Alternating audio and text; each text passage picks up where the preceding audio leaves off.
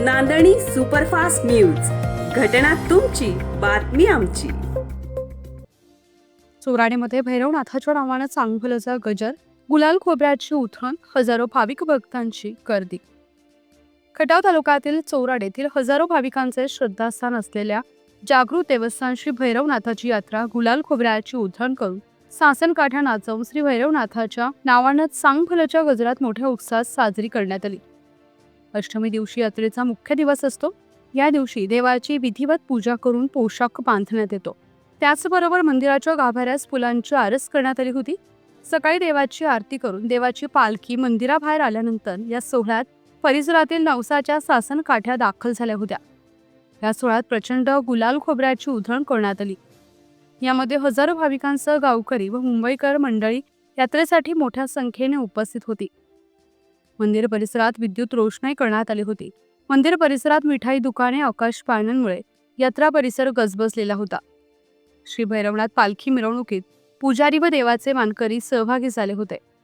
मिरवणुकीत लेझिम, गजी, सनई, बँड, घोडा देवाचा मानदंड होता, तर युवक वर्ग सासन काठा नाचवण्यात दंग झाले होते.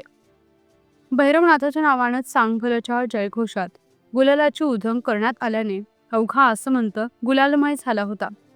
तर सासन काठ्या ग्रामप्रदक्षिणेसाठी रवाना झाल्या. भाविकांनी गुलाल खोबऱ्याची उधळण आणि भैरवनाथाचा गजर केला.